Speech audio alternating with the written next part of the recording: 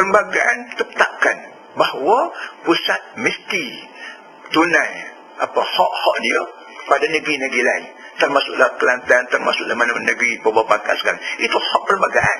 Royalti Kelantan.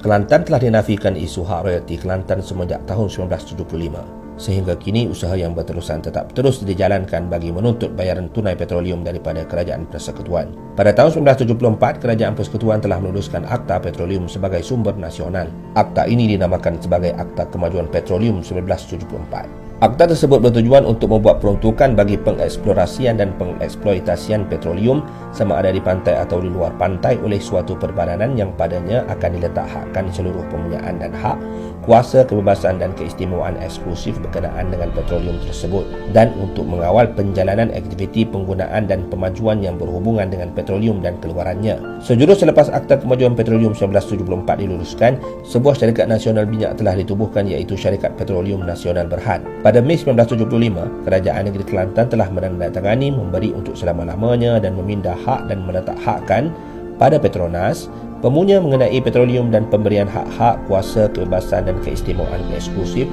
untuk mencari, mengeksploit, mendapatkan dan memperolehi petroleum yang berada sama ada di pantai atau di luar pantai Malaysia. Di dalam perjanjian antara Kerajaan Negeri dan Petronas bersetuju seperti berikut. Petronas hendaklah membayar wang tunai kepada kerajaan secara bayaran tahunan sebanyak yang setara dengan 5% dari nilai petroleum yang didapati dan diperolehi di Kelantan. Seterusnya, mengenai kaedah cara pembayaran, di dalam dokumen perjanjian petroleum Kerajaan Kelantan dan Petronas pada 1975 menyebut, pembayaran wang yang kena dibayar di bawah perjanjian ini hendaklah dibayar pada tiap-tiap setengah tahun. Pembayaran petroleum yang didapati, diperolehi dan dijual dalam tempoh setengah tahun yang pertama hendaklah dibuat pada atau sebelum 1 hari bulan September, dan pembayaran mengenai petroleum yang didapati, diperolehi dan dijual dalam tempoh setengah tahun yang kedua hendaklah dibuat pada atau sebelum 1 hari bulan Mac dalam tahun berikutnya. Ini menunjukkan Petronas perlu membuat bayaran tunai kepada Kerajaan Persekutuan dan juga kerajaan-kerajaan negeri sebanyak 5% daripada nilai petroleum yang ditemui dan dijual tiap-tiap tahun menurut perjanjian itu. Dalam pada itu, pendirian Kerajaan Negeri melalui Persidangan Dewan Undangan Negeri Kelantan menolak untuk meratifikasi Akta Laut Wilayah yang telah jelas melanggar Perlembagaan Persekutuan Malaysia Perkara 1-2 yang menjamin setiap negeri mempunyai hak-hak yang telah dijamin oleh perlembagaan.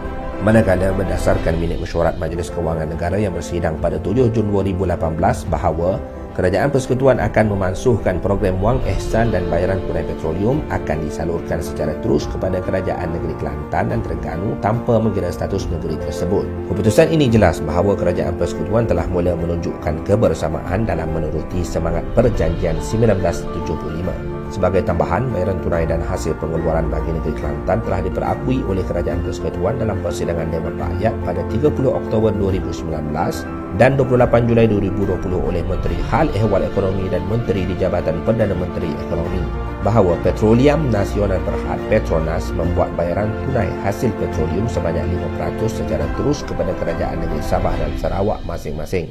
Petronas telah membuat pembayaran negeri Kelantan melalui Petronas sebanyak RM403,245,834. Ini jelas menunjukkan telah berlaku eksplorasi minyak telah dijalankan di perairan Kelantan. Kerajaan negeri berharap Kerajaan Persekutuan menunaikan hak rakyat Kelantan. Saya ulangi sekali lagi, untuk mendapat bayaran royalti walaupun berkali-kali kita sebut dalam mana-mana forum dalam kes bagaimana Akta Pembangunan Petroleum 1974 selaras dengan perjanjian di antara Kerajaan Negeri dan Petronas pada tahun 1975. Semoga masa depan royalti di negeri Kelantan menemui sinarnya.